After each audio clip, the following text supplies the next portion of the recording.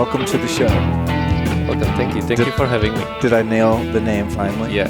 Okay, you got that right. So you guys, Juraj comes in, and I mean, we've met, and we've emailed a lot and stuff like that, but his name is spelled Juraj, which I would be like, yo, Juraj, not that, and then not Juraj, but Juraj. And then so after trying a couple times, he had pity on me. He's like, dude, just call me George. Yeah. It's the same thing. And where are you from, man? I'm from Slovakia. Slovakia. Slovakia in the middle of Europe. And last 5 years I've been living in Prague and living and working there. So in Czech Republic. So got it. Yeah, as we walked into the backyard to go tour the Zen Den, and I was like, yeah, it's getting really cold in LA. And then I just realized where he lives. Yeah. I'm like, yeah, man, it's like 68 tonight. This is brutal. And we went up and had a little tour of the Zen Den. But I got to say, when I showed you the ice bath, you did give me a little... Because I really admire that. Well, because when you are able to do that, like that's, Are you guys into that where you're from? Do you do the saunas and jump in the frozen lake like the Finns? Yeah, of course, yeah. Well, like we do that when you do the sauna and then you just jump in the frozen water or whatever, but not just doing just the frozen water. Right. See, yeah. It's funny because I have the sauna back there, but I very rarely do them at the same time. I think because it's an infrared sauna. Yeah. So it's a different kind of heat. Like the air doesn't really get hot. Whereas if you have a traditional wood-burning sauna or one of those barrel saunas that's 220, 240 degrees, like you get hot instantly, then it's much easier to jump in the ice water. Exactly. I digress. We're supposed to be doing a goddamn interview here. What am I doing? Rambling on. Today we're going to be talking about EMFs in our environment and what we can do about them. And this is something I've covered a lot on the show because I'm of the belief that this is really one of the most important issues in terms of not only human health, but also environmental health. Plants, trees, animals. We got bees dropping out of the sky with this 5G thing going on. If we don't have bees, we don't have food. It's a huge issue. So, I'm not like really an activist. I don't get out and do the protest. I just let people know. I think she wants to come up and... You want to have her sit with you? Sure, no problem. Okay, because otherwise I'll take her. Oh, Cooks, that's her sign when she wants to come hang out with the guest. Right.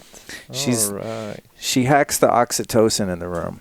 Yeah, so part of my mission is like, cool, let's learn how to meditate. Let's transmute fear, anxiety, about these stressors and negative stimuli in our environment. And I think we can Jedi mind trick this stuff a lot through positivity and not living in that limbic system fear response. And we can mitigate by removing as much of it from our environment as we can. And then there's also tools we can use to help harmonize our environment, or in some cases even, shield a room or something like that. So as people listen, they know I've covered this topic a lot. I always want to emphasize, like, don't be in fear, because then it's double jeopardy. Then the EMFs are frying your ass, and you're also getting a stress response of cortisol and adrenaline pumping through your veins all the time, which is probably equally, if not worse, than the EMF itself. Right. So anyway, there's my setup. How did you first become aware of EMFs in general? It was about 2013, and before that, 2 years before that, I was very, very into what's the word for that? Conspiracy theories. Oh, me too. We got to talk off air, bro. Yeah, I mean, like all of them, the whole package.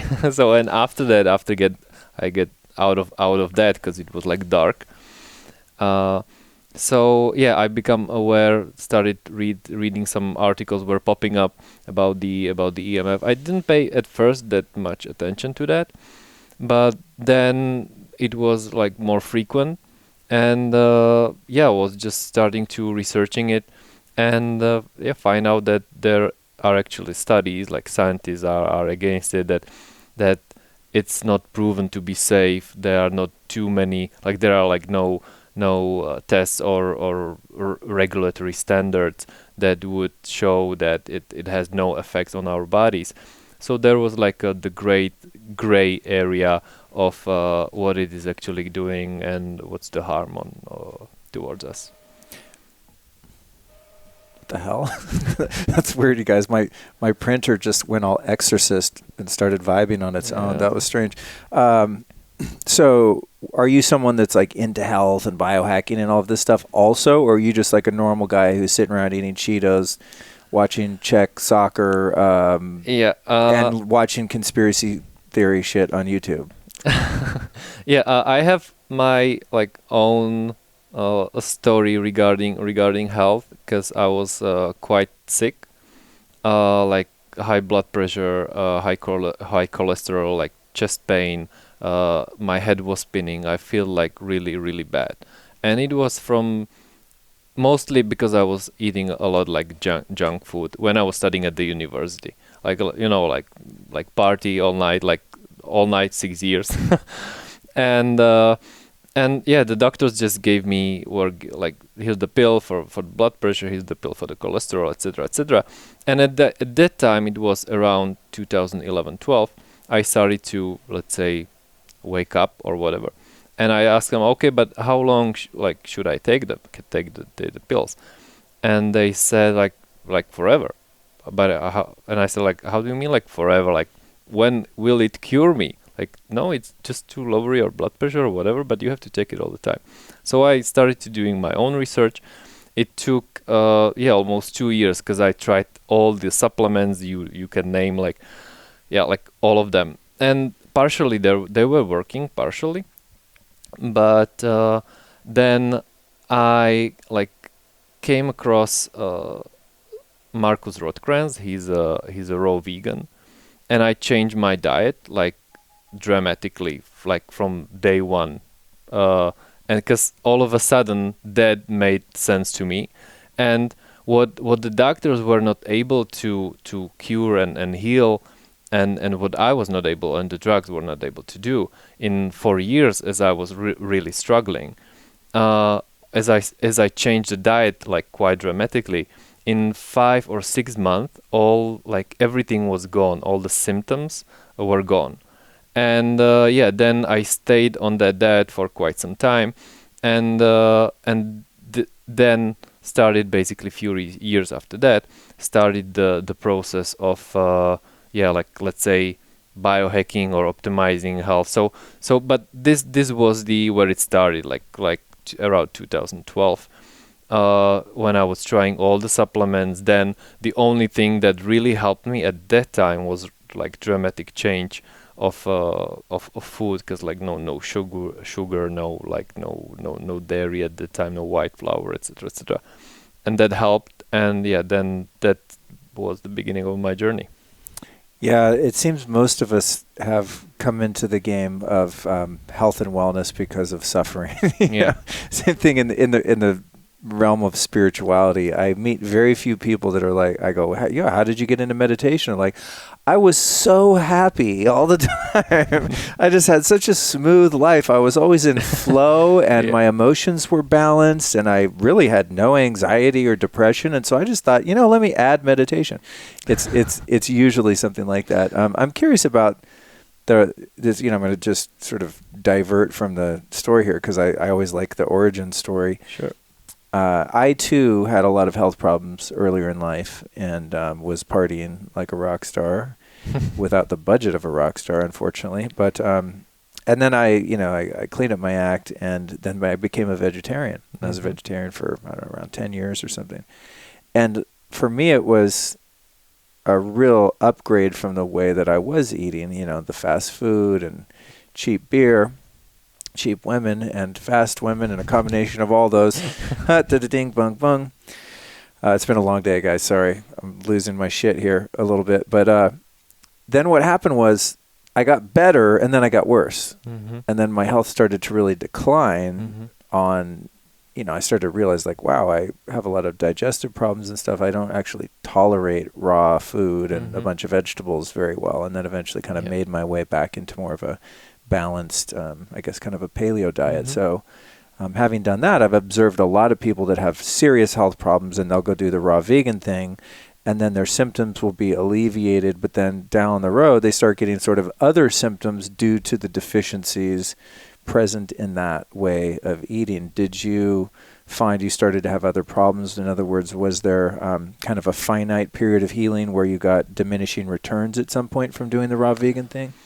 Yeah, I was on the raw vegan, and that was a very hard time. Well, like imagine I had about like 190 pounds, and at my lowest point, it's I'll go into that because it's like what I was going through. But like I don't know, like I'm 193 centimeters. There's like 6'2", something like that. And as I changed the diet, like I started to lose weight very fast because basically like all the negative stuff, uh, all the fat and everything that has built up on the years from the junk food is just like going away. And so I started to lose weight and the lowest point, my weight was about 110 pounds, so like 60 kilos, something like that. Whoa. Yeah. Dude. And so I was really like scared to look at myself in the mirror. This Like is it after was, you had done the raw vegan thing for a while? yeah, it was during that period. Ah, okay. It was Wow. during that. I was scared to look at myself in the mirror, but the thing is that what kept me going, how I felt in my mind, and it was very stressful for everybody that was around me, because like they tell he's got cancer, he's sick or whatever, and like the whole like family was really struggling. Everybody like close around me was, and knowing that I would do now things very differently. But when you want to do something really fast, like there's this extreme like way how to do that. So I knew how I felt before, and I knew how I felt at that time, even though it was scary as shit. But that kept me going, and all of a sudden, I didn't change anything in my diet, but you know, it's like a new body is born in a way, but it just takes some time for the adaptation. So then I started to gain weight naturally, with the same diet, and then it took another year.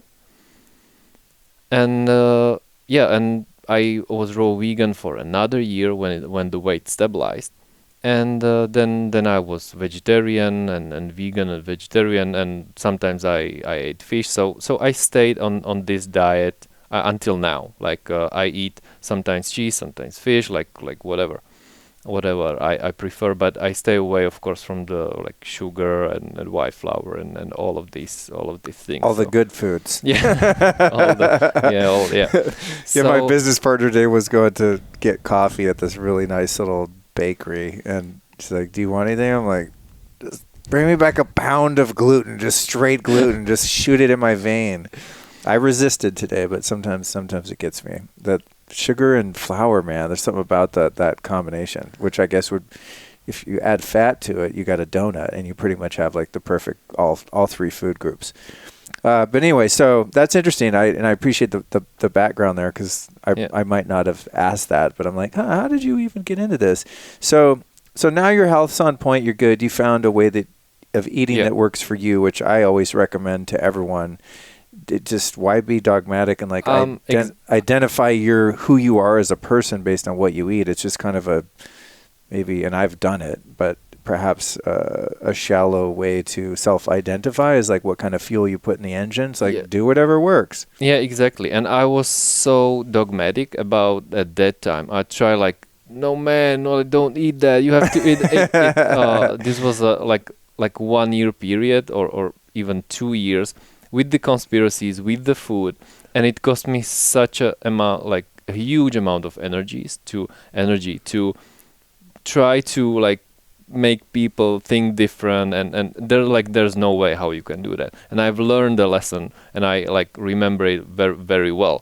So now when I'm talking to someone, like, if you feel okay, like there's no need to change. When you don't feel like, then try out things, what works or not. So I'm not, but I used to be very dogmatic. Now I'm just like open, like whatever suits you. Yeah, I think and you're that's feeling that's well. a healthy way to be just from a psychological standpoint, and also I do think that at different times when we come to these crises points and we're falling apart, that going on the carnivore diet is probably a great idea. Going raw vegan is probably a great idea for a period of time to alleviate the symptoms, and they're almost like an elimination diet too. I mean, specifically the carnivore diet I see is like that's a perfect elimination diet.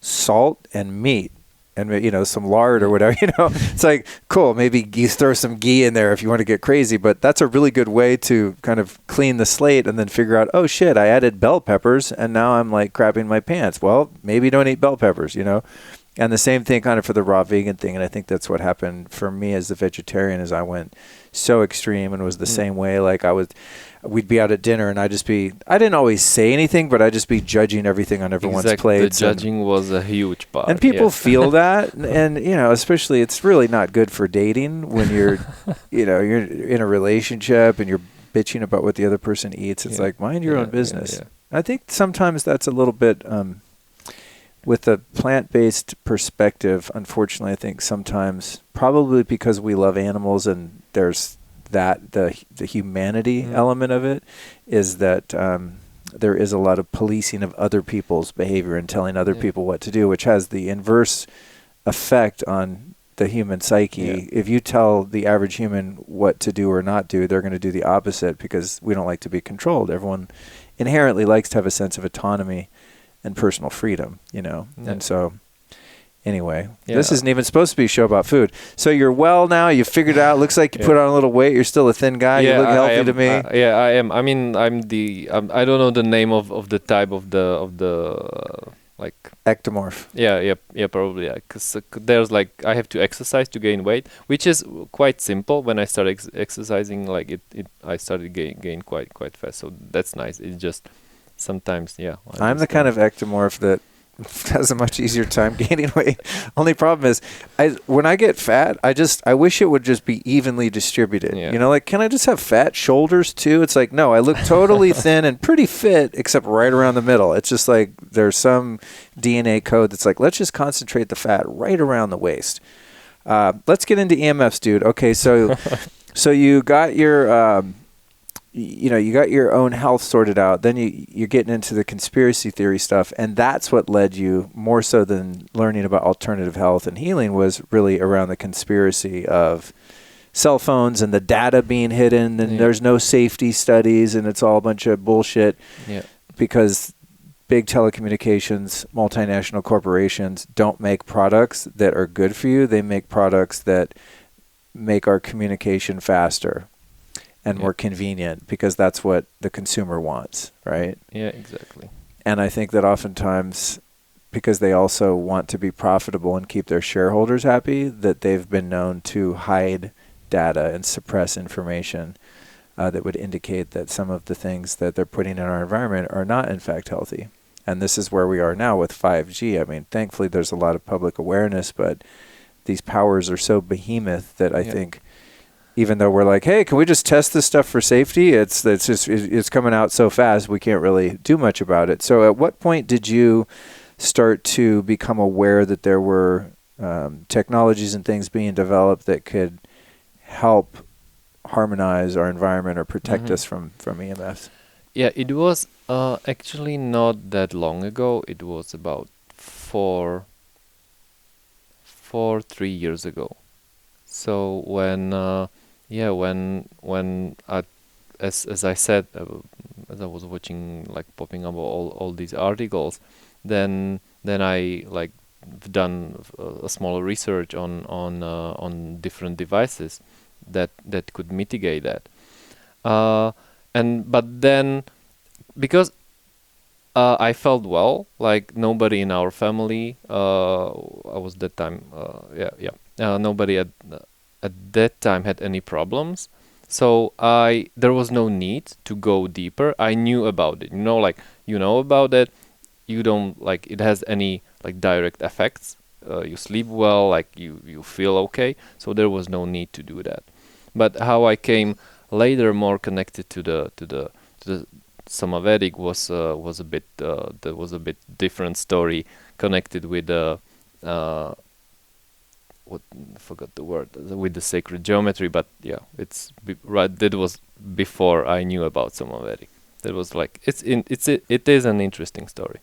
So when I started finding out about the dangers of cell phones and EMF and stuff, a lot of people were starting to make little pendants that you could wear and little stickers you put on your cell phone. I even have one on my phone now, even though I have my Defender Shield case, which, by the way, plug to Defender Shield. You can get them at lukestory.com/store. But they're awesome. And at first I got my Defender Shield. I was like, oh, I'm old. I have one of those wallet phone cases. Like, only old dudes have those. Well, I just own it. But there's also the sticker on there. But I used to have these pendants, and I'd go to the health shows, and dudes would be doing muscle testing to show you why you should pay $200 for the little pendant. And it's always been difficult for me because I am pretty new agey, and I am into the energies. I do Kundalini yoga. I meditate. Like, I understand there's more here than could be quantified by science. But I've always had a hard time with the mitigation tools available because you can't quantify them other than just, I don't know, man, I think I feel better. Yeah. You know, it's like you get out EMF meters and nothing changes. You're still, you know, it's still going off when you get by a hot spot and stuff. So when you started finding out about some of the different tools, did you find any of those types of things to be effective and helpful at all?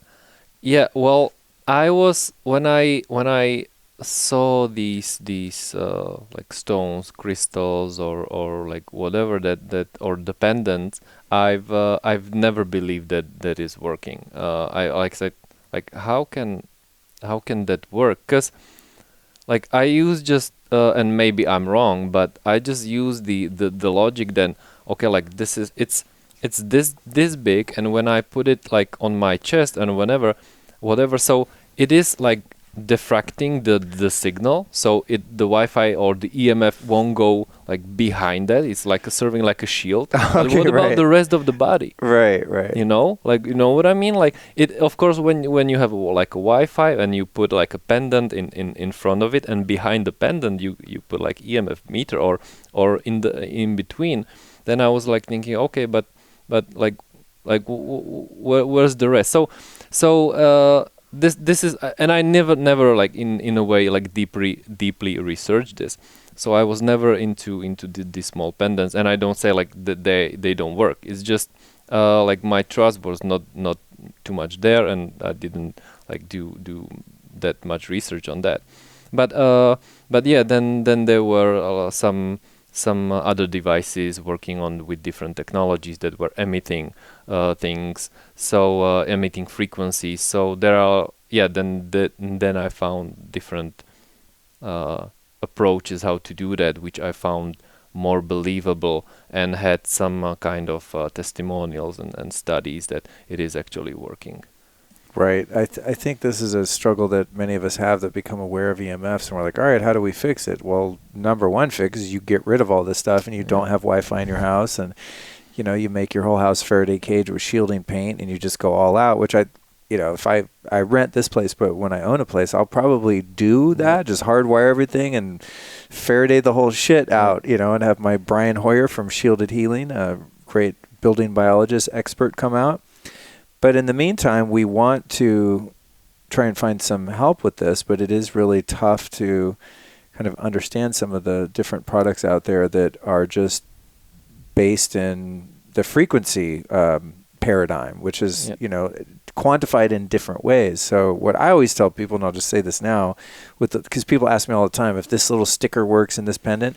I'm like, get all the goddamn sticker, put 15 stickers on your phone, make like a charm necklace out of all the EMF pendants, wear 20 of them. Like, it can't hurt, you know what I mean? But still, as with all due respect to the companies making those things, I am a little dubious, to be honest. And so I don't spend a lot of money on those things. I have found one thing to be really effective, which is called a Blue Shield device. I'm sure you're aware of them. Sure.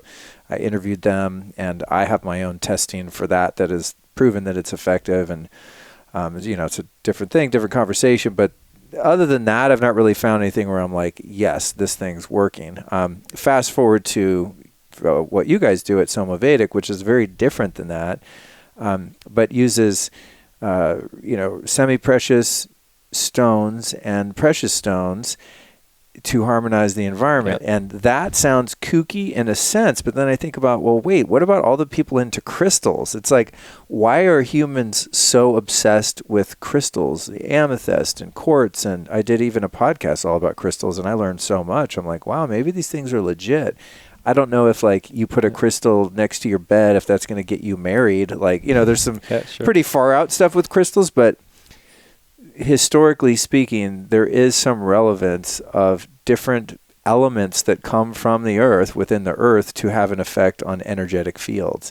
So it's like, I thought that was interesting with you guys, where you have a device that plugs in, but is harnessing some of those energies. So it's kind of like a bit of woo-woo and a bit of science. So that brings me to, how did you find out about Somavedic to begin with, once you started trying to mitigate some of the stuff? Sure. So to make the long story short, I was with my fiance. She was like doing yoga at her friend's house, and they have a big meditation room, and there was like really tall pyramid inside. It was like 10-foot pyramid. Cool. Like open pyramid, of course. Yeah, yeah. And was it made of copper? No, from wood. Oh, like okay. Wooden, like really solid pyramid, like big pyramid. Oh, cool. And there was the in the first third of the there was like a bed where you can lay down, and your belly or stomach was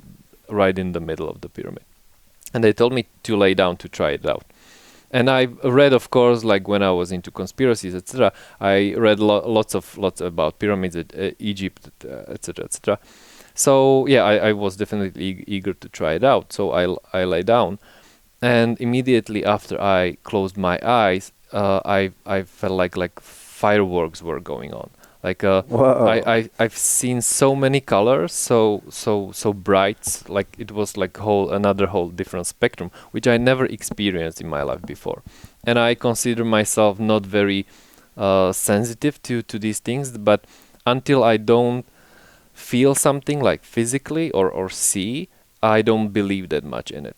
So this was like tangible for me enough that wow, this pyramid is really doing something. And then my fiance tried it out, and she said that she felt really like a warm, like a ball inside of her stomach, that there was something like as like moving around. It was very like comforting, very soothing for her, and she said it was very pleasant, and she stayed there or lay down for about like 10 minutes. So this was the experience with the big wooden pyramid. And there's like I said, like I want to have it at home, but at that time we were living in a flat, and like we couldn't fit it. So I needed one that I could just build up and use, and then just put it under the bed. So I was doing my research, like who is making these pyramids, and I found one guy. I visited him. It turns out to be my friend that I knew like some years ago, and as the reason why I came to his place was to pick up the pyramid, and he had Somavedics all over the place. And then we started talking about like what's the device, what is this doing, and it really like caught my attention. I didn't like, there were like 15 of them, but I didn't feel anything. But they caught my attention, the testimonials, the studies, and the really amazing stories he was telling me. I said like this is really great. I mean, if this is what it's like, what if he's telling, if this is what he's selling, then it's really amazing, and I want to try it out. So I, instead of the pyramid, I like took home Somavedic, and when I got it home and turned it on, my jaw started buzzing like some kind of electricity would be there, and like for the next 2 or 3 hours, I felt like a bit drunk, like my head was spinning a bit. And then I found out like this is quite typical, like lots of customers are experiencing some kind of, let's say, detox symptoms. but then and my fiance, she was feeling something in her head, like inside, that was going on. And and the next, like, 4 hours after that, I didn't feel anything, and until now I didn't have any strong, like, experiences.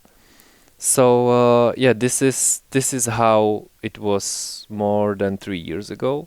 This was my first experience with Somavedic and the way there.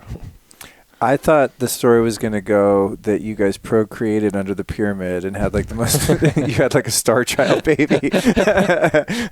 Sorry, this is the way my mind works. Totally, off the deep end there. So you didn't, it's the pyramid thing though, I find is really interesting. Of course, obviously the Egyptians and various places around the planet, these pyramids all appeared on different continents at the same time. We can't figure out who built them, how they built them, they defy logic, but also just people now, kind of the new agey woo-woo people, making these copper pyramids and wooden pyramids and stuff, and putting different things under them, and having the energies of the pyramid get concentrated. There's definitely something to that, as crazy as it might sound. And if it sounds crazy, like, why would these ancient civilizations go through so much trouble? There's something about those shapes. So I have a few around the house. I have one next to my bed that's made out of, I don't know, all these crazy minerals and stuff. But anyway, back to the Somavedic. So tell us a little about the dude that invented these first prototypes. Sure. So who is this guy, and where is he right now? What's he doing? Yeah, he's in Prague. He's in Czech Republic. His name is Ivan Rybiansky. And that's a similar story. How the Somavedic was invented is it's out of necessity lots of times. So he was also struggling with health, with his pancreas and some other organs, and the doctors gave him like 2 years until he will be on a wheelchair. So at that point, he started to study Chinese and Ayurvedic medicine and precious stones and minerals and all the well, not all, but lots of the Eastern like medicine approach. And he was able to heal himself with that knowledge. Then he get together with a guy that was doing devices that were neutralizing the negative effects of geopathogenic zones, the geopathic stress, and he was improving that device, and with crystals and minerals, and then they agreed that they would just, like everybody, would continue with the development of each separate devices. So because the very first version, there was like lots of technology, lots of frequency chips emitting frequencies, and just very few like crystals that even like used there. And he decided to go the only precious stones and minerals way. And so the very first like Somavedic that was based just on the precious stones and minerals was designed to neutralize the geopathic stress, because lots of people around him were struggling with it, and the very first unit started to work. So he was continuing with the development, and later he quote unquote like added the EMF protection. So, but it's in a nutshell, it's a combination of Eastern medicine approach with a frequency therapy technology, something like that. Because inside each of the Somavedic are like real precious stones and minerals and precious metals, which I just explain the background behind it, why he decided to go this road, and why it's different than the other devices. So his homeboy that he first was working with was interested more in these frequency emitting devices, which is what the Blue Shield is, like a scalar wave thing, where it's emitting a frequency that your body finds appealing and resonant, and then the idea is that the energy fields of your body and your meridians resonate with those tones, I guess you could say, or those vibrations. which don't block the EMF, but give your body something to attune to so that they don't attune to the frequencies of your Wi-Fi router, your baby monitor, your garage door opener, all the millions of other sources of EMF. So other dude splits off. Your guy is like, I'm just going with the precious and semi-precious stones. Were the devices always powered, and why are they? What does plugging them in do other than make a pretty light? Sure. Does that help emit the frequencies of the stones and whatnot? Yeah, it is helping. I mean, what you can see right now, the models we have, it's a third generation. I mean, the first generation, it looked very strange, very esoteric. If I would see that somewhere like lying around, I would never like touch it. Like, oh no, that's let just alone too much. pay a few $100 for it. Yeah, that's just too much for me. So the LEDs were outside, so it like a UFO, and the LEDs were all around, emitting light directly to the environment. So it looked like really strange. But it was like 2011, 2012. Sure. That was when it was the first time when the Somavedics were designed and produced. And so the Somavedic works like it doesn't need to be plugged in to work, because inside are, as I mentioned, precious stones and minerals, and there are also like minerals that are like supporting each other. So there's no electricity needed for the Somavedic to work. It has about 60% efficiency when it's turned off, but as the minerals inside, there's no way how you can basically clean it, or to recharge on sun, on moon, in water, etc. So we use like technology to amplify and recharge in a way the precious stones and minerals. So. And at the same time, why the LEDs are inside, it's a self-diagnostic tool, in a way that, because you would have no way to know if the device is working or not. So the LEDs are there because if something's wrong with the unit, one of the LEDs, there are generally three of them, one of the LEDs goes off, and you can see that right away. There's like a dark spot on the Somavedic. So it's then you know that okay, like something's wrong, and you just send us the unit and we'll change it. Okay, got it. And so for those of you listening and not seeing, I mean, I'm sure we'll have photos of this in the show notes, but basically, I'm trying to think of what it's shaped like. It's like it's like a disc shape, but it's a bit thicker. They're like 2 or 3 inches thick and maybe 6 inches across, and it's kind of like a little fat flying saucer, or like the size of a double Whopper or something, right? Yeah. Exactly. Don't eat Whoppers, kids, but it's just for reference only. Now, what I'm curious about is there's a couple different models, and one of the amber one that I have is just, it's opaque and shiny and amber color. They're quite attractive and beautiful. And then there's other ones like the Medic Green Ultra. Yeah, the Medic Green Ultra is like, it's translucent and it's sort of like a smoked glass kind of finish. And so I was curious, are the minerals like ground up and then made into the glass that forms the shape of it? Or are there actually the stones and minerals and whatnot, like, are they just inside that and we can't see them? Yeah. So what you are describing is there's the corpus, which is like handmade in like world-renowned glass factory and hand blown in Czech Republic.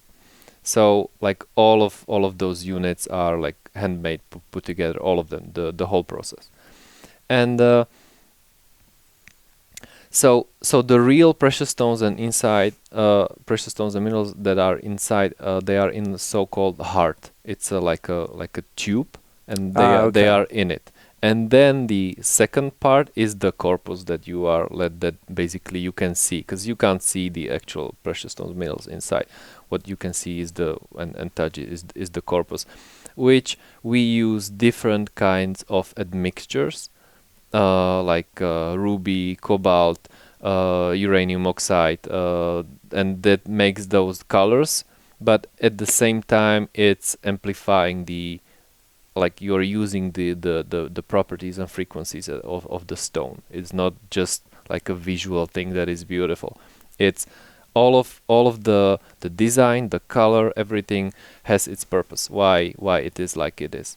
Okay, cool. Thanks for the explanation, because I'm just so curious about the way things work. I always want to take shit apart, but I don't want to break it. So I haven't taken these apart, but I'm like, what's in there? What is it? Going back to the geopathic stress, because I think this is something that's fascinating. And in anticipation of our conversation tonight, I was reminded of geopathic stress because a friend of mine who's from LA, and I've been here 30 years, we talk about this often, that there are certain locations around LA, and I'm sure all over the world, obviously, where different businesses will open shop. There's a building, say, on one specific corner, and we'll watch year after year a business open there, and they will just totally shit the bed and shut down. 6 months later, the building will be vacant for 6 months, year, whatever. Someone else comes in, remodels. There's a sign out front, big opening party, tanks again, over and over and over. And there's one particular place. It's on, I think it's Gardner and Beverly, right by Erewhon, which is where you can go spend $1,000 on a smoothie. If you're in LA, it's a great place to visit if you want to go broke and be healthy. But right on this corner, it's been a sushi place. It's been this, it's been that, Italian, whatever. And I walked by today. It was like grand opening. I was like, oh, God, I should open up a consulting business for anyone that wants to open a business in LA. And I can tell you if that corner sucks or not. So that story is that I think there's something to geopathic stress zones and these ley lines that are under the ground that we can't see that essentially ruin the energy of a location. So give us anything and everything you know about geopathic stress and these, water veins and cracks in the Earth's surface and all this kind of stuff. That's a funny story that you're mentioning. Do you know what I'm saying, though? Have you noticed that in any places where you've lived? I know of places they just there's a similar story what you're describing. Like people open it and then you just close down, and it repeats the cycle all over again. In this location I'm talking about, you could open up a business where you give away gold bricks for free and it would fail. It's like, it doesn't matter what you put there. I know it's going to fail. Yeah. And I feel bad for them. So do you think that has anything to do with geopathic stress? It could be. It's definitely not one thing, because this is very strong negative and energetic place or negative energy. So I think it's not just one thing. Okay. But definitely the geopathogenic zones must be quite strong there.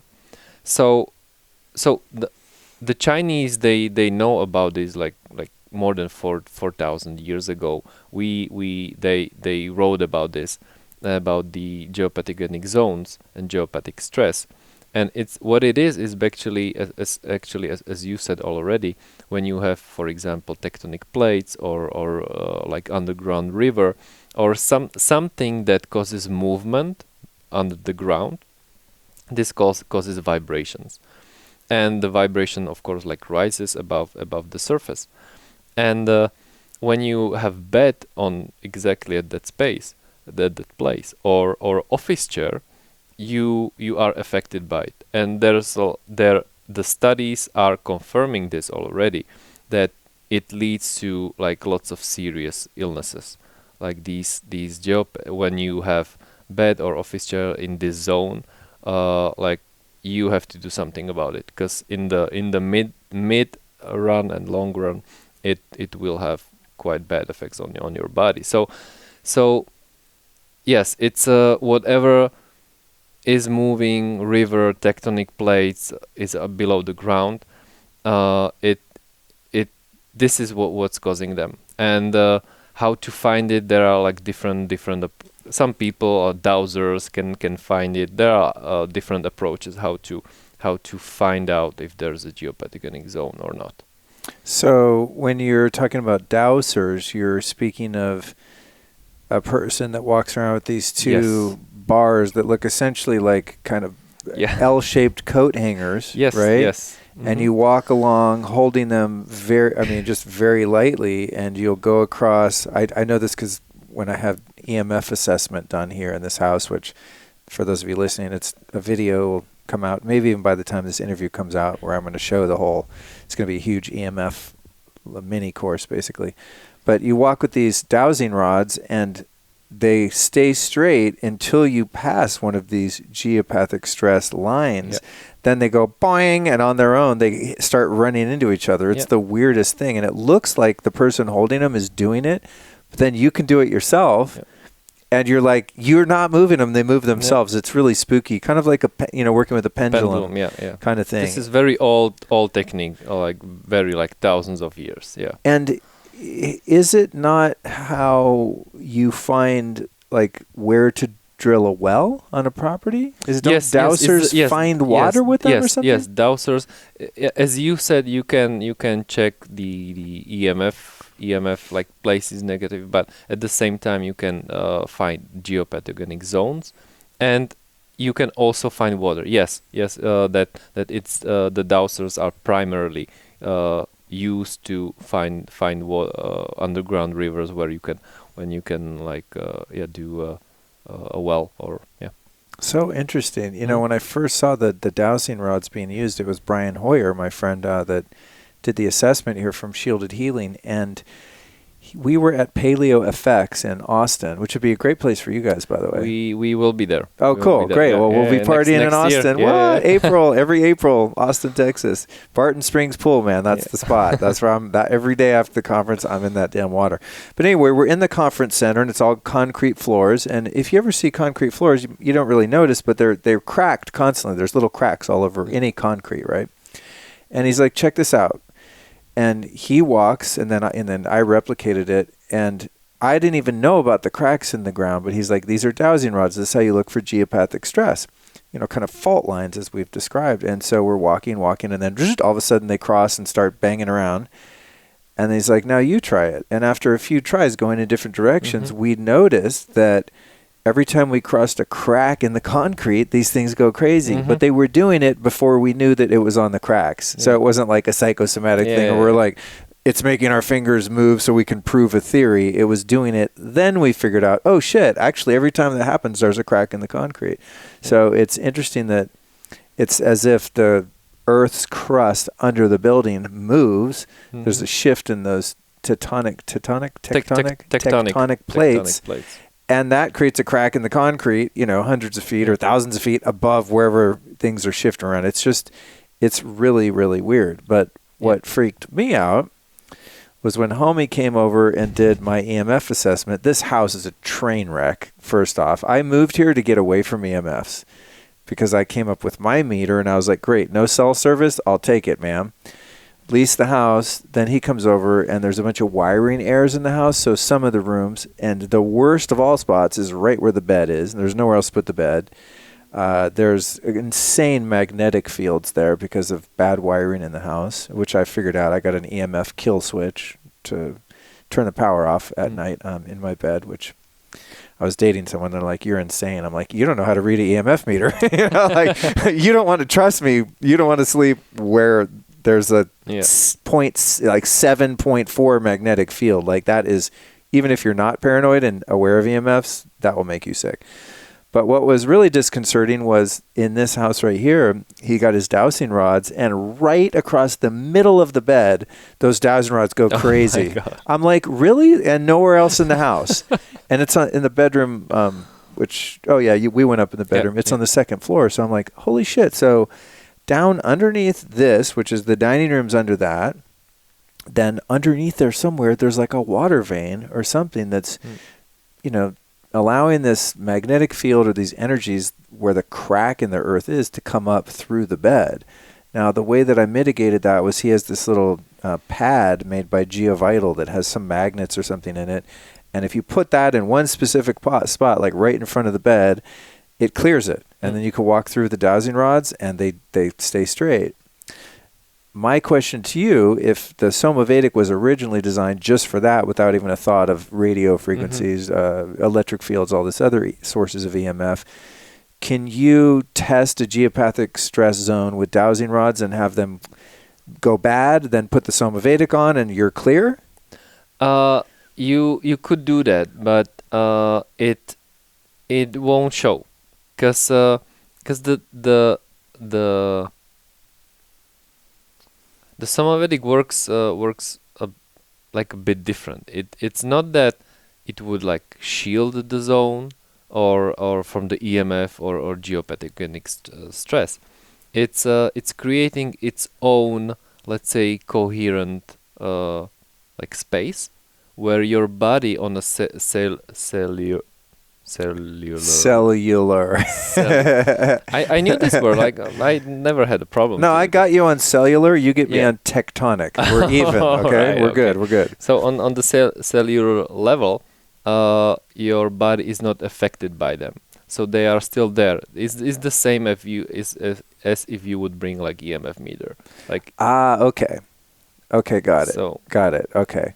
But if you have a technology that would basically shield or work with the geopathogenic zone or stress, they tend to move and change. And we know this because the first versions of Somavedic even had to like visit customers and like fine tune the units because the frequencies were changing.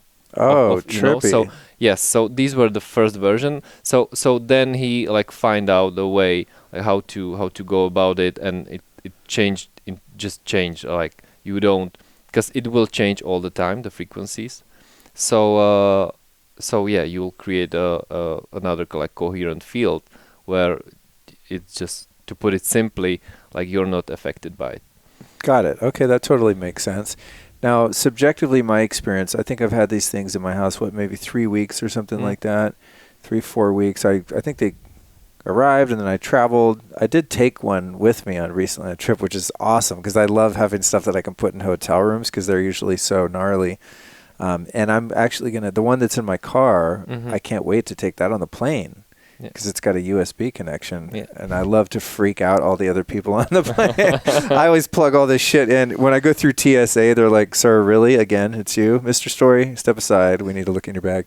Sorry to interrupt. Like, do you go through the scanners? Oh hell no! Millimeter wave scanners? Hell no! Okay. I'm like, dude, you can get.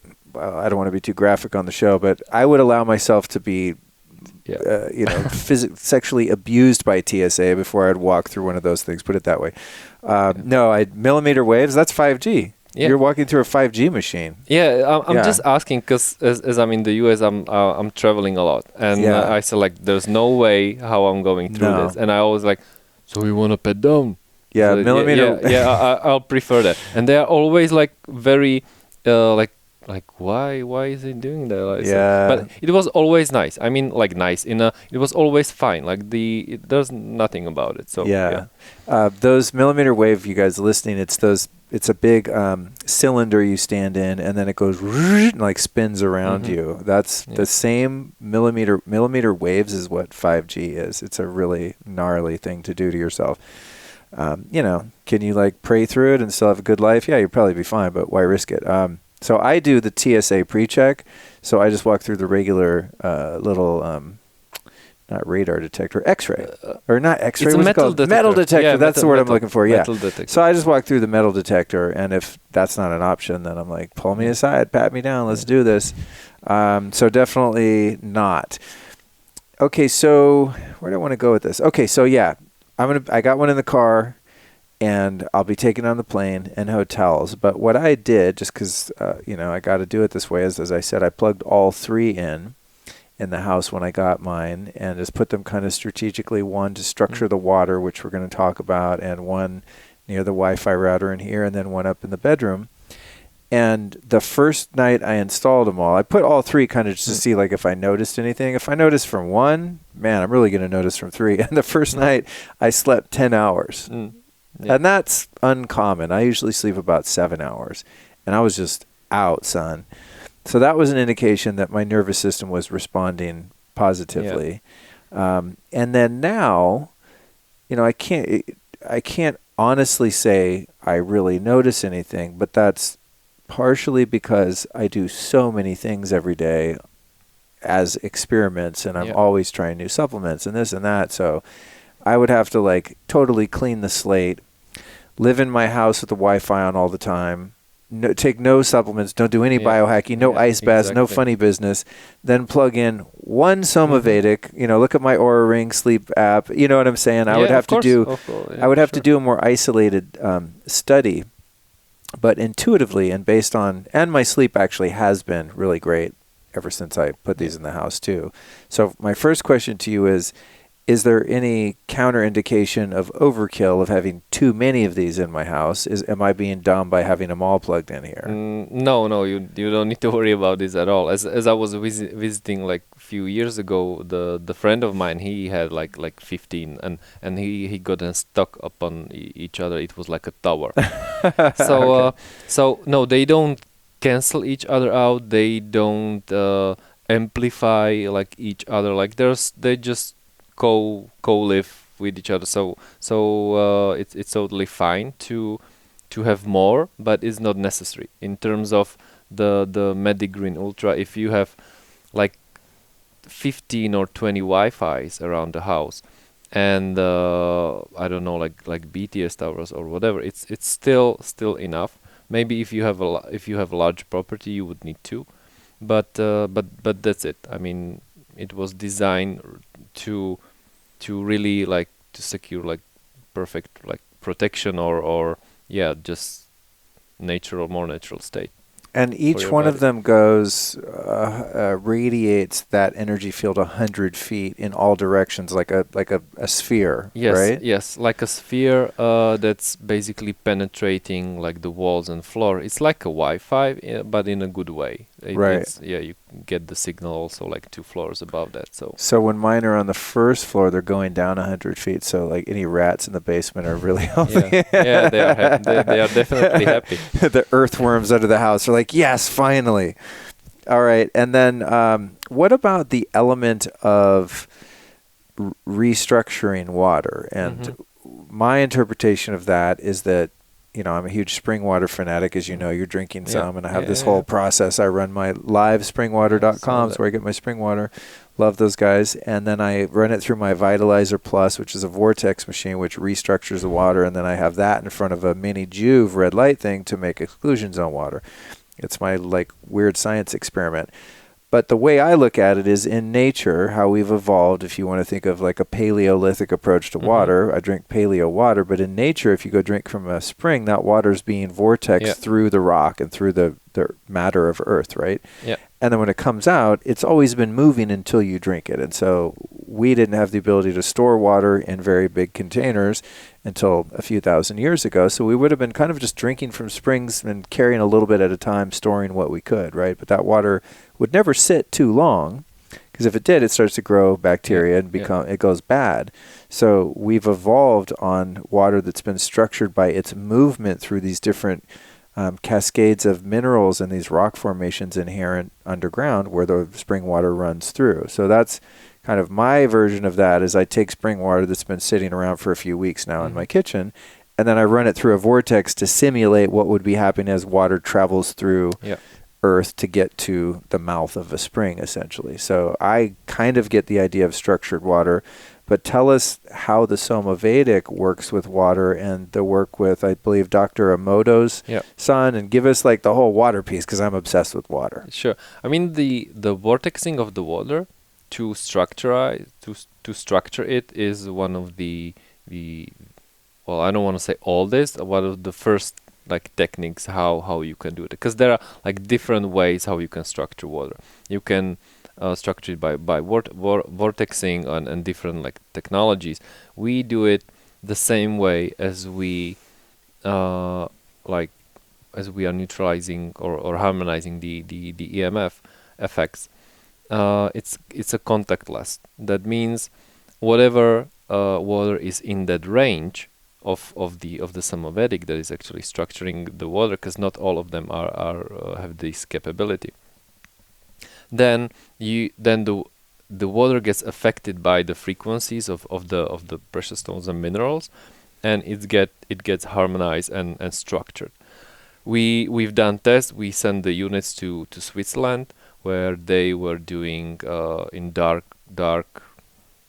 labs doing the photos of before and after the water, so you can see the the crystal of the water, if like before it's like a random chaotic structure, and after that it's like nice, it looks like a snowflake.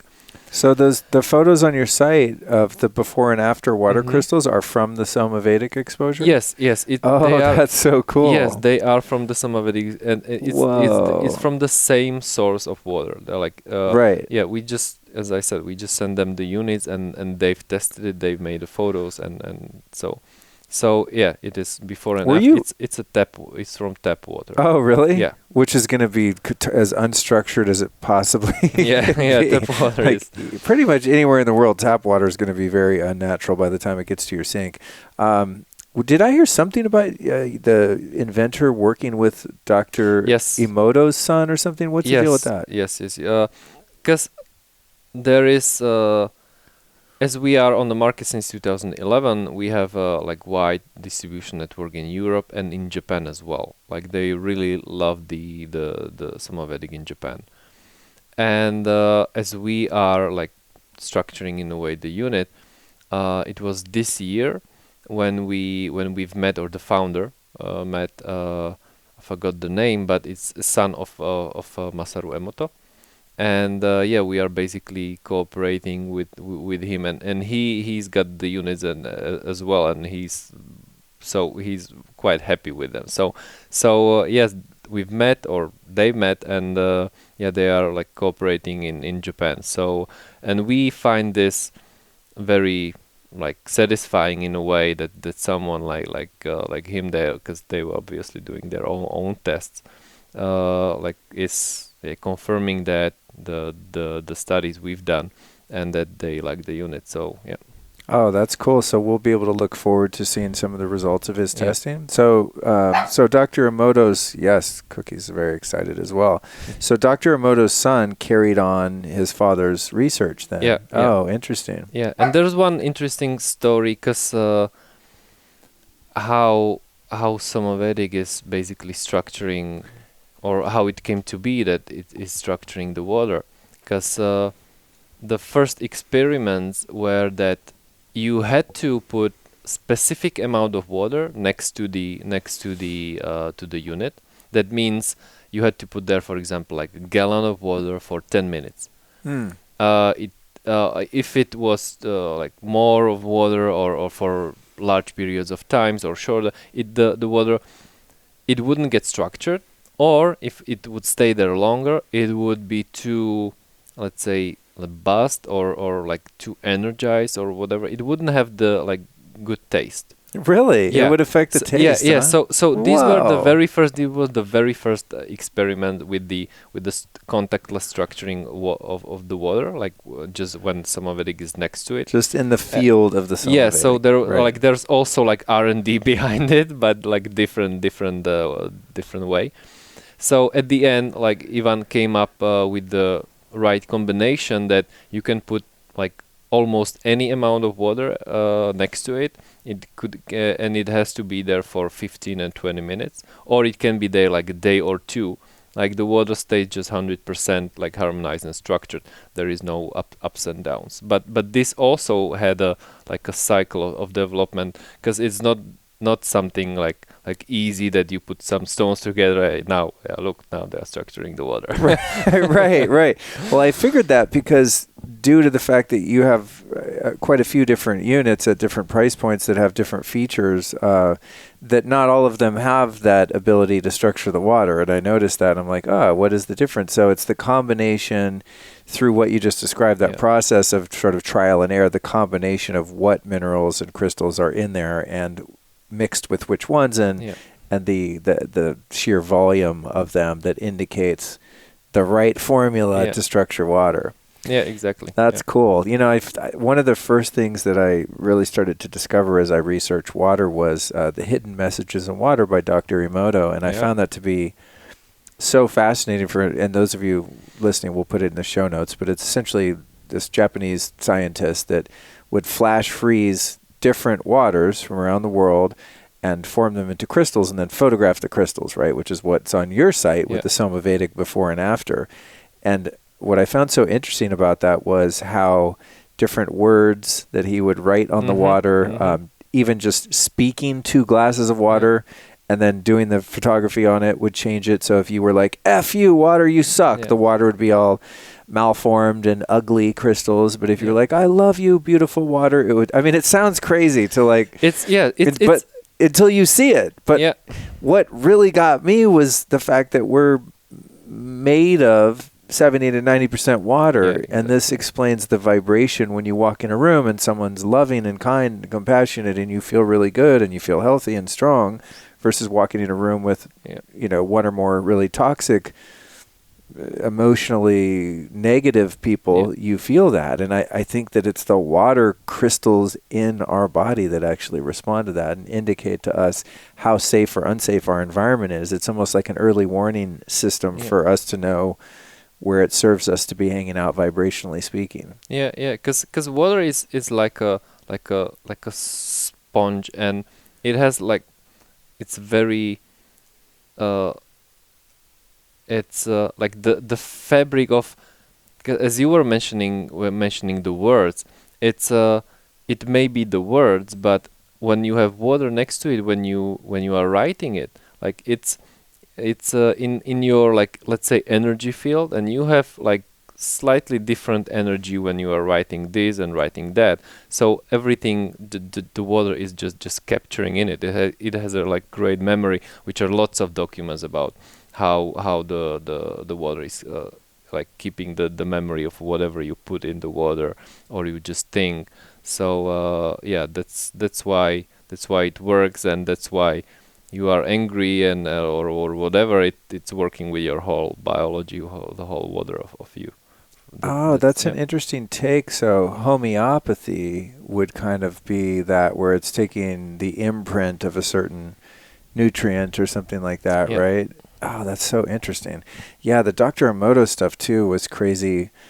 The energy fields of different music, you know, they'd play like Metallica to the water or whatever, and it was just, you know, really, really deformed looking crystals, and then they play Chopin, and it's beautiful. I found that to be so interesting. I probably have that book right there on that shelf. It's one of the mainstays. When I get rid of books, that's not one I get rid of, because when I indoctrinate one of my friends into how wonderful, truly natural spring water is, I show them that. I'm like, dude, no filter in the world, no matter how good it is, and there's some good ones out there, is going to make your water look like that. Yeah. Until you put it next to a Somavedic. What? Boom. Yeah, but you can do that. You can do that with your mind, of course, as well. I use that where I'm using it when you are, because obviously, like, the research from the Masaru Emoto is showing that. So when you are in a restaurant, you can use that. I mean, like, they just pour you the water.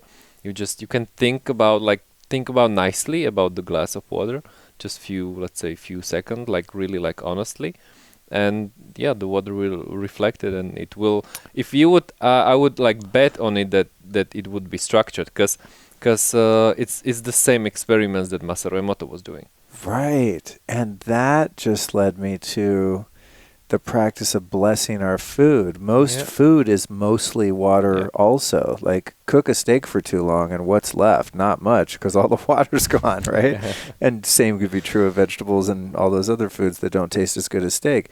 But so blessing our food is maybe kind of structuring the water in that food through positive intention and giving thanks and appreciation for that gift. If you are doing it not like on an automatic level, that you are not thinking about it, if you are really mean it in a good way, that you are really like thankful and whatever, then the effect is there. If there's enough, let's say, water in that food, then definitely the effect's there. That's really cool. Okay, so let's talk about some of the studies that you guys have done, because I find this is where I get really invested in something when, like, I notice an effect like, holy shit, I'm sleeping great or something like that. I don't feel as sick on an airplane or on a road trip with these things in my car. But I find some of the studies you guys have done with HRV and live blood cell analysis, and give me some of the experiments that have been done around this technology that have indicated outside of placebo that something is in fact happening, especially due to the fact that an EMF meter is not showing a change because we're in a different realm of reality. We're dealing with frequency, not with the actual fields themselves. Yeah. Sure. So the first studies that we've done were done in Germany, and it was done with 10 people, 10 patients that spent like specific time in the field of Somavedic, and they were measuring HRV.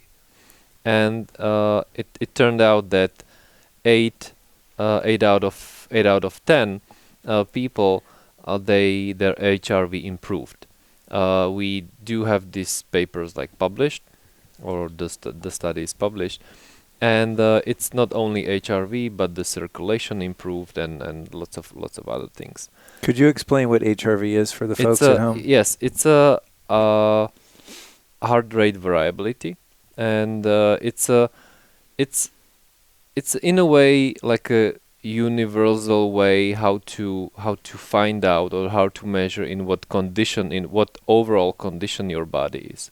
If you are like under lots of stress, or lots of long-term stress, or you have some kind of disease, this is something that the HRV can definitely like show you that that something is out of alignment. So that's the reason why scientists or biohackers are measuring it. Yeah, I look at mine every night with my Aura ring to see if different things that I'm doing are affecting. I think my average is like 55.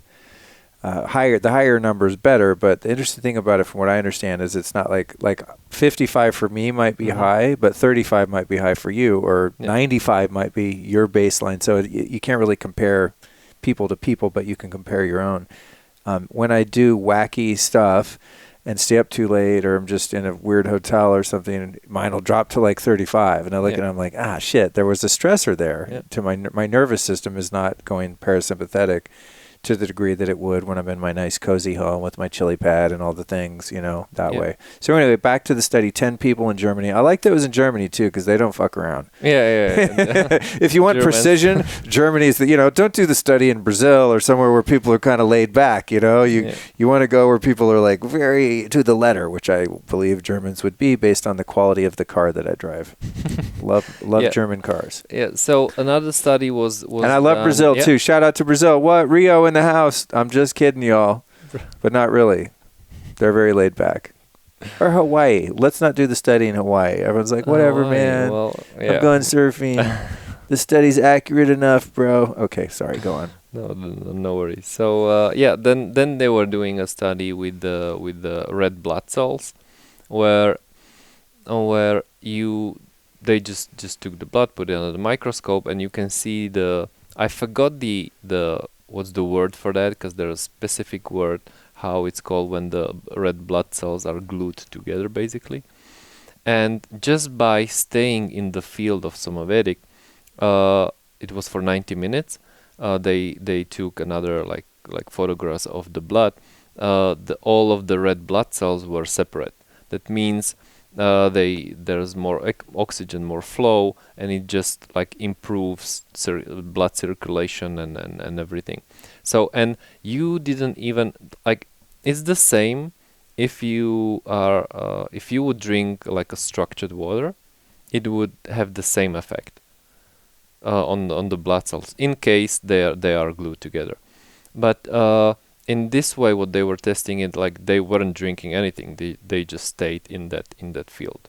So there's some photos of these experiments on your site, and it looks like there's someone sitting there, and they have all these electrodes hooked up to them and stuff. And then there's like one where there's a Wi-Fi router next to him. There's another one where there's a cell phone on her head. Yeah. And there's these stressors, these like very close proximity EMF sources, and then there's a Somavedic in the room. Does the subject know that the device is there or not there? Like, how do we account? I'm assuming the Germans counted for placebo to where, in other words, like if you set me with a cell phone next to my head and you're like, that thing's protecting you, I'm going to have a different reading based on placebo than if I don't know there's a thing there. Yes, it's interesting that you are mentioning it. This study that you are describing was done in Slovenia, and they were measuring with 12 patients the protective effects on cell phones and on Wi-Fi's, and with each of the 12 subjects they they knew what the device is doing, they didn't know. There were like three.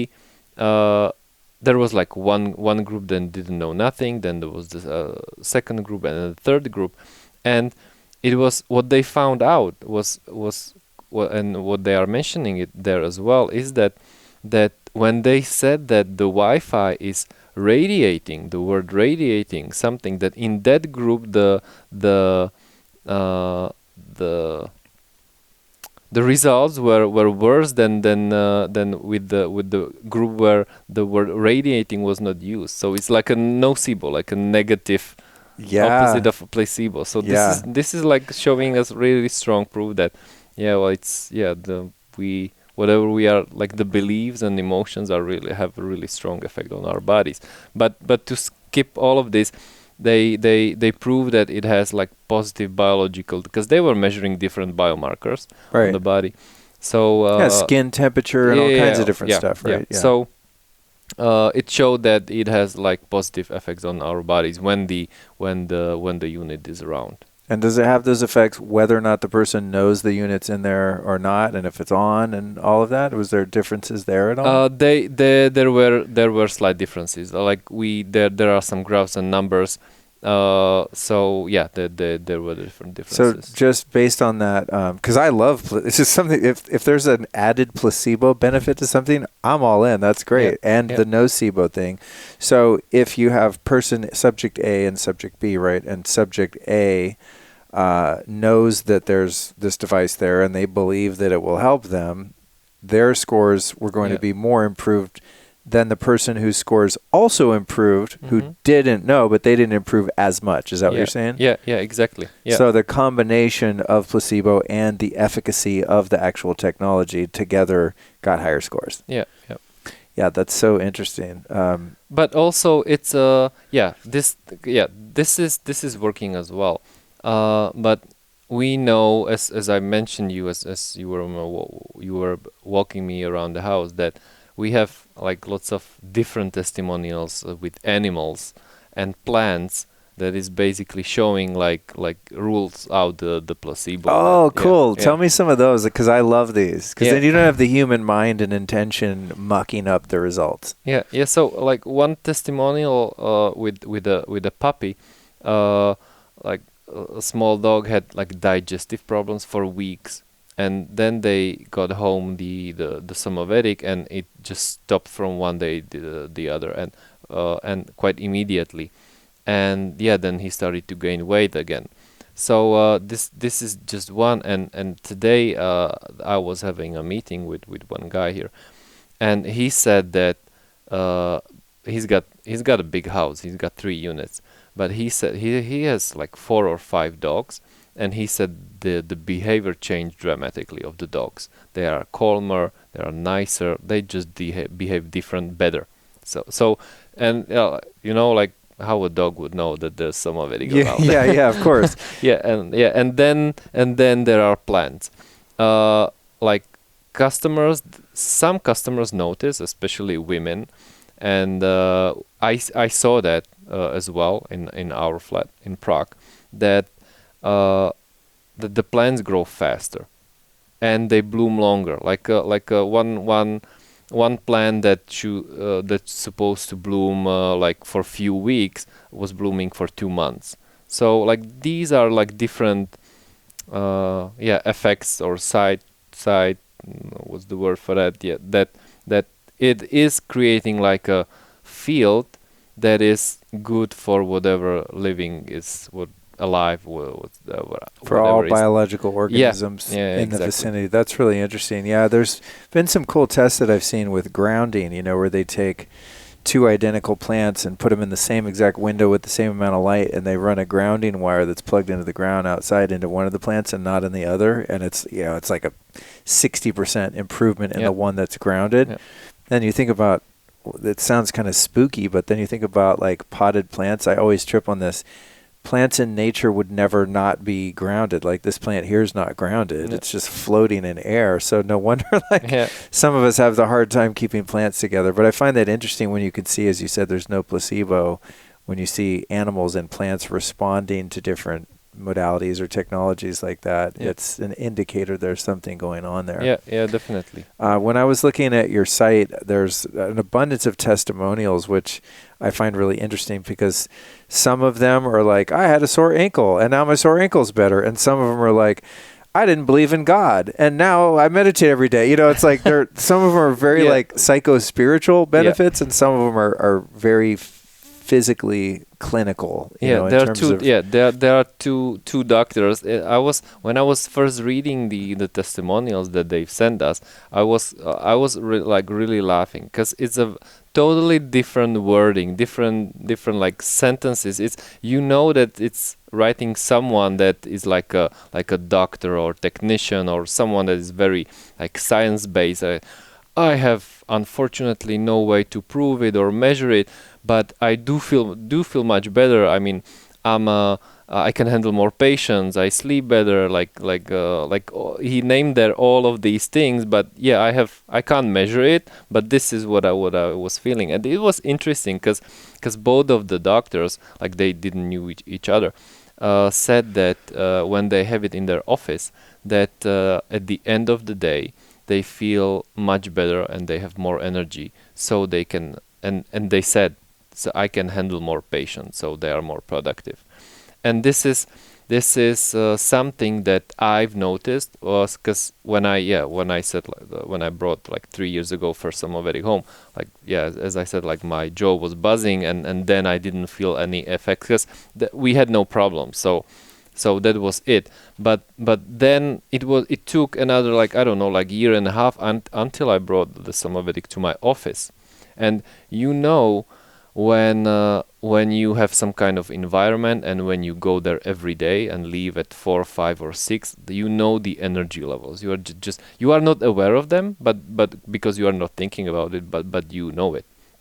So once I brought the Somavedic there, and I noticed the huge difference when I had to I look at the watch like it's 5 o'clock and I was leaving, and I all of a sudden realized, but I feel just different. I mean, I feel like great. I'm not tired. So this was the exact thing what the doctors were describing. So the energy towards the end of the day when you're in the work. Oh, interesting. Yeah, you can't measure it, but there's a big difference. Yeah, I know what you mean. Have you taken yours on an airplane? Yeah, but it was not turned on. Oh, okay. It was just in the. Yeah, I'm curious to try because I don't think I've not flown with one of these yet. The trip that I went on where I brought it to my hotel was in San Diego, and I drove there. I'm like, I got to do this on a plane. What's the deal with? There's some copy on the site about helping with viruses and bacteria and things like that in the body and the environment. What's the deal with that part of it? I thought that was really interesting. Yeah, because there's,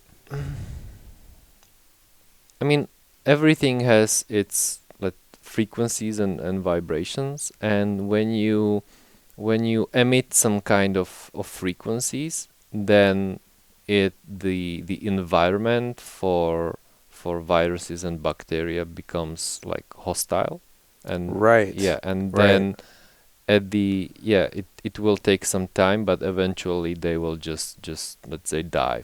It's like a frequency therapy. So this is to put it simple, like in a simple way. This is how it works, because different models have this different strong effect if they are dealing with the viruses and bacteria or not. That makes sense. There's a device called the AMP coil, which is a kind of a combination of Rife technology and PEMF, and it's very useful for people with Lyme disease and different autoimmune issues and stuff. And I use it mostly just to meditate. It just there's frequencies that just relax your nervous system, which are amazing. My mom has mine right now, so I kind of miss it. But the way the AMP coil works with parasites and bacteria and fungus and viruses and all this stuff is in a similar way. It's like, and I interviewed them and they had to really explain it to me because I'm like, so does it kill them? And they're like, no, it just creates sort of a, you have dysbiosis and stuff in your gut, for example, and so there's an imbalance in the environment, and it becomes a friendly sort of fertile soil for bad bacteria, viruses, fungus, etc. And so the AMP coil is essentially creating a harmonious ecosystem inside you, which is inhospitable to the invaders and pathogens, right? So it sounds like it works in a similar way because you're harmonizing the frequencies within the body, and then the bugs that are living there that aren't supposed to be there don't like it there anymore. Yeah, exactly. This is in a nutshell how it is working with it in a similar way. It's just frequency based. But this brought me to our like most recent study, which is definitely worth mentioning because it's really interesting. So two doctors bought the units, and they saw the result. They saw it on their wives and on the plants, and they said like, let's do a study. But they are working in the Balneology Institute. Balneology is something like a spa where you put healing mud on yourself. Oh, cool. So that's balneology, and so they want to try out if they could do like a real like a trial, like a big study. So they said they will do first a small one with 10 people and with 2 older people, 10 elderly people, and they were measuring their blood pressure and pulse, and each morning and evening, and they were in the field of the Somavedic, and this was measured for 4 weeks, and the outcome was that basically 10 out of 10 got lower blood pressure on the 3rd and 4th week than in the 1st and the 2nd week, which is quite an achievement when you think of that, like there was no additional like drugs or whatever. So and with 4 of them, even the blood pressure got like almost like normalized in a way, that like really good, like they got really good numbers. So this was like surprise for them and for us as well, because Somavedic was not designed to do this. Oh, right. Because how it's we, not like, hey, we're selling a blood pressure machine. Yeah, that's funny. So how we explain that is that it just basically creates a field, like a coherent field, where your body is supported to heal itself and regenerate faster.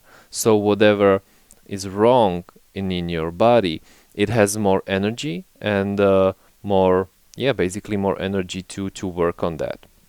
So then that's why people sleep better, their headaches are gone, or they microbiome improves, or digestion, or even blood pressure. So because everybody is different, everybody has something else he's dealing with, and the Somavedic is just like a helping tool that is creating that space where, because the body is what is actually doing the healing, is nothing else.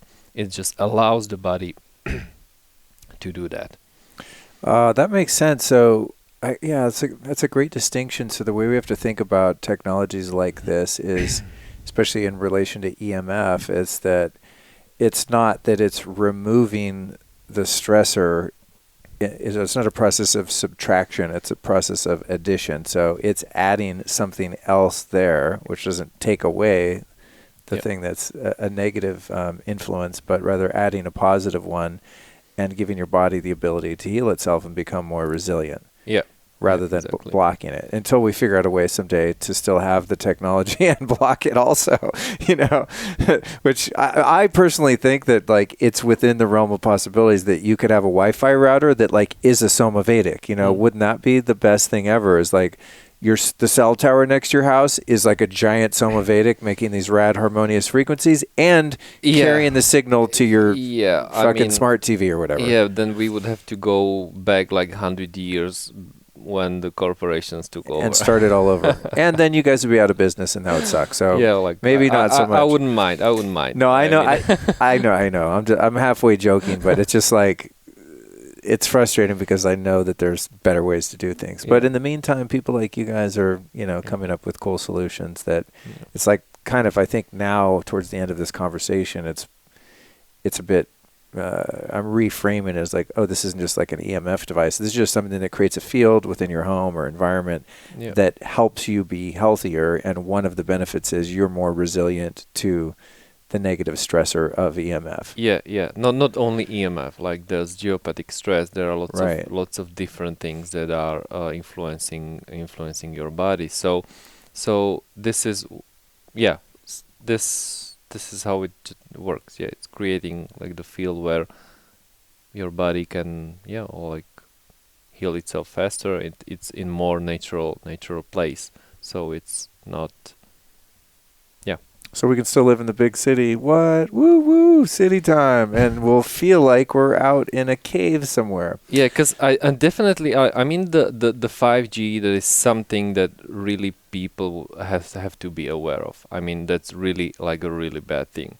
But there are like so many, like majority of people are living in cities, and you have you can turn off the Wi-Fi, you can turn off cell phone, but there is only so much you can do when you are at home or in work. Like you can't affect it in work that much, or at home. But what about the neighbors, all of the Wi-Fis when you turn on the laptop or whatever?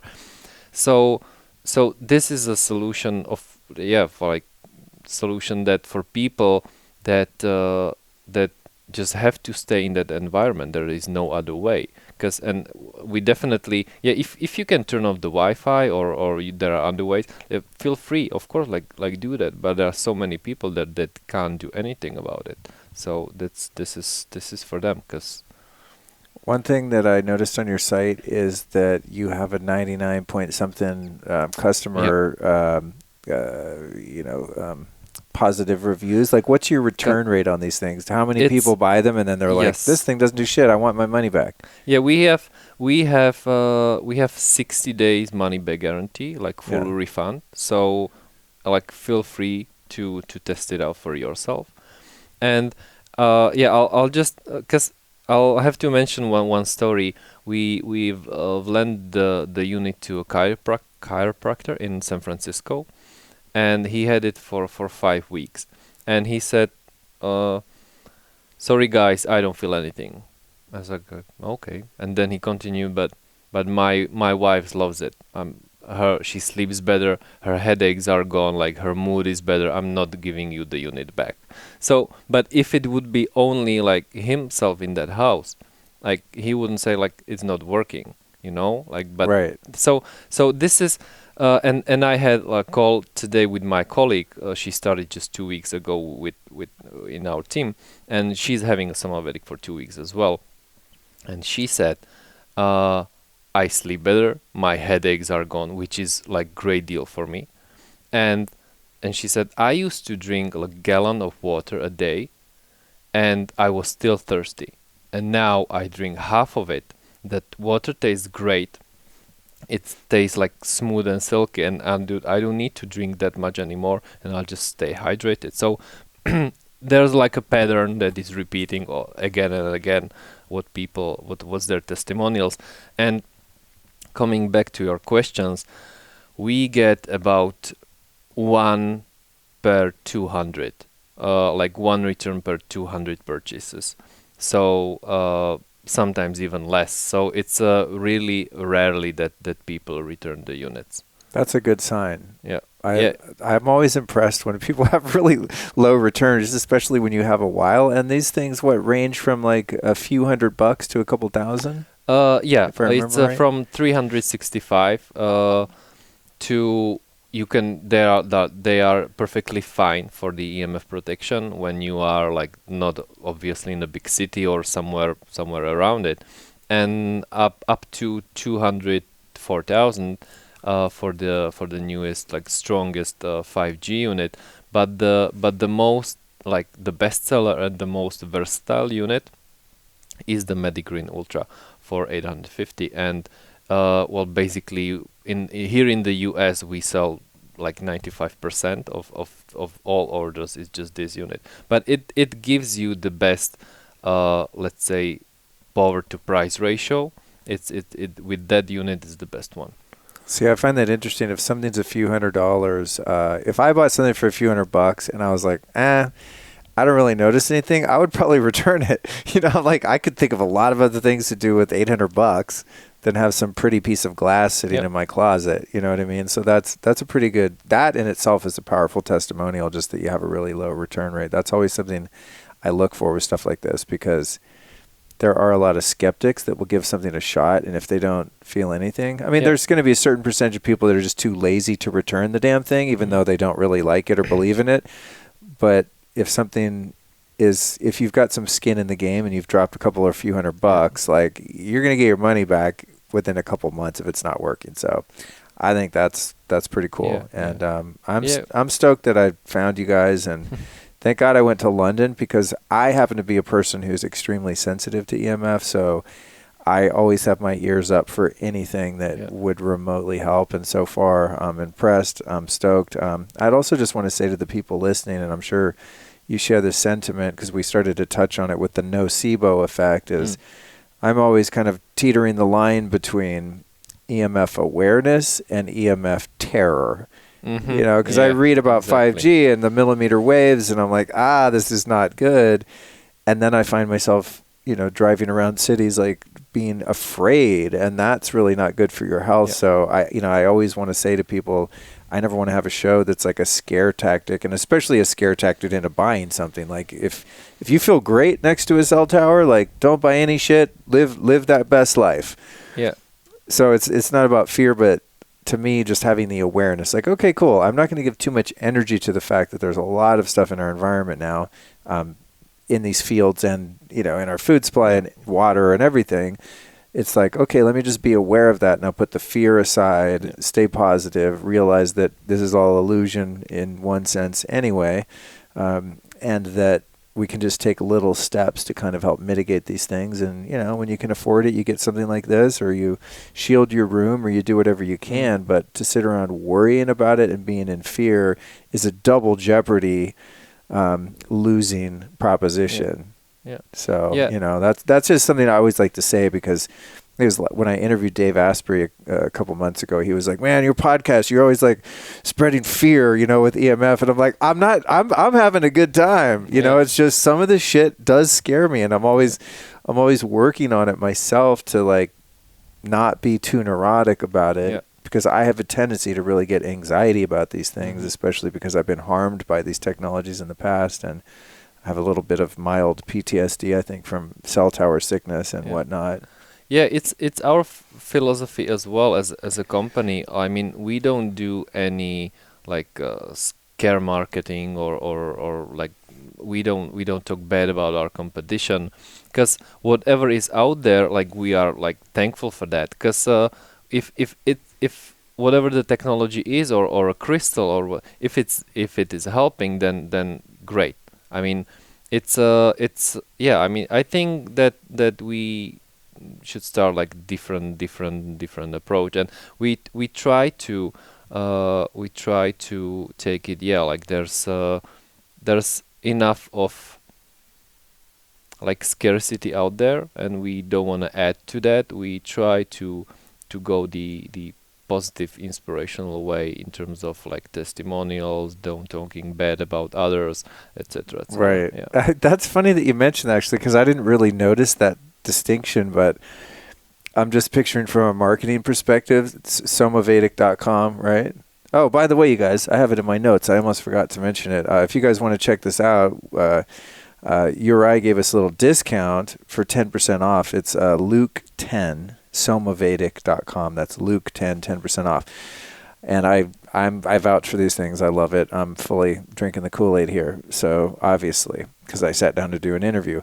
But you could go to somavedic.com, and you guys could literally just have all this like studies of cell phones giving you brain cancer, these cancer clusters, that you can find near schools where like 50 kids got cancer in an unprecedented I've heard of proportion. Your site could be full of stuff that's like fear, buy our shit, fear, buy our shit. And it's actually not like that at all. And I didn't even realize it until you just mentioned. I'm like, that is a pretty cool way of marketing something, because you don't need to do that. It's like anyone out there, if you have something that makes you feel good and improves your life, you can market it like, cool, add this thing to your life and feel awesome. Yeah. You don't have to say, if you don't have this thing, you're going to suffer. Yeah. I mean, we don't. Of course, we are like a business company, but we don't wanna like go whatever it takes. Like we don't wanna like sell the shit out of it. I mean, just like we have our own way how we wanna do it. Yeah. Right. Well, cool, man. Well, thank you for coming by and sharing your information with me, and thank you for creating these cool devices that look real. Oh no, shit! Wait, there's one thing. I was like, these devices that look really cool and pretty, which they totally do. However, as you know, and I've talked to you about this, because I'm sure some of my biohacking geek, and I mean that in the most positive sense, you geeks, listeners are going to be like buying this thing and go, what the hell? It emits like a blue light or a green light. Have you considered, and I find this to be a lot of great technologies, like the amp coil, for example, same thing. It's got this really beautiful blue light in it, and when you turn it on in a dark room, it lights up your whole room blue. And I talked to the founder about it, and he was like, what? It's a pretty color. And I was like, oh, you don't get it, dude. Blue light, melatonin, sleep, dog. Have you guys looked into the idea of having a switch where you can change the color, or making units that have a red light or anything like that? Because I know people are going to ask me, I love this thing, Luke, but what about the blue light? So that's part A. Part B, I'm assuming since it goes through walls, you could just set like a little piece of velvet fabric or something over it at night if the light itself, the light emitting from it, bothered you. What I do with mine, the one in here, in my office, because I work in here a lot at night, I just put it in the closet next to my router, because why not? And I don't even see it, unless I open the closet. So tell me a little bit about the light situation. So like the units they have like a room temperature when you touch them. So you can, it's perfectly safe to cover them with like almost anything you find. So like if it's a cloth or a box or whatever. If the light is too bright for you, you can cover it. And at the same time, yes, we are working on this. We most probably won't be changing the colors, but that maybe we'll see. But we just few days ago we came up with a way how to turn off the LEDs, but just the LEDs, not the device itself.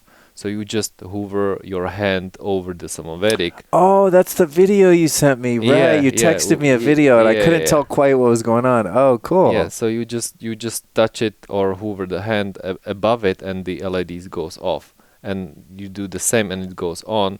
So there's this technology where you can choose the intensity by holding the hand and keeping it there, or you just, when you go once, then it turns on or off. Just the LEDs. That sounds kind of like the clapper. Did you guys have that in the Czech Republic where you can turn a light off and on? I like it. I've fallen and I can't get up. Well, that's cool. Okay, and the other thing I was wondering, is there a reason why the thing's green? I mean, is it just because it's a pretty color green, it looks nice, and it's a color in nature, or does the color have anything to do with the effectiveness of it? The green. Oh, there are two reasons. Like the most important, when we are talking about the Medic Green Ultra, why that one is green? There's uranium oxide admixture in it, and Czech Republic is famous for its green glass, like exporting all over the world. Oh, I didn't know that. So it's perfectly safe. By the way, it's just green, and at the same and it has a stronger EMF protection when the uranium oxide admixture is in it, in that glass. It has like the reason why it's there, and at the same time the green light is calming people down, and it was interesting. Just last week, there was a colleague of mine sitting in front of me, because right now I'm in open space here in San Francisco, and when I got back from lunch, he asked me like, "What is this thing on your table?" I said like, "That's Somavedic." Why? it's calming me down. I feel so great around really? it. And it was like some kind of like, like a developer, like, was Right. just doing his work. And it was such a great feedback. Then he was just looking at it. It's calming me down. It's great. That's hilarious, dude. Well, that's the thing. When I did plug them in here in the dark, I was like kind of bummed because they do emit like a really pretty color at night, but because I'm so blue light informed, I'm like, I know the spectrum of green also shuts down melatonin, not just blue. So I'm like, oh man, it sucks because they actually look really pretty. But adding the feature where you can turn it on and off is cool. And knowing like someone can just throw a freaking towel over it or whatever, and it's not going to, make it any less effective. But I am looking forward to someday, because I love having just bright red lights on at night. I think it'd be super cool someday. Maybe it can be the signature story model, just saying, where it emits like that really nice glow, but it's, an amber color or red or something like that. We do have a ruby. It's called a ruby. Oh, and it's cool. red. It's only red. Oh, no way. Yes, it's Booyah. we don't have it published yet on our webpage, but it can be purchased. So right on. But yeah, it's like red. Perfect.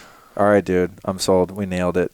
Thank you so much for coming by. Thank you for inviting me. Enjoy your time in California before you get back to the freezing lands where you're from. Thanks, you guys, for listening, checking out another episode of the Lifestylist Podcast.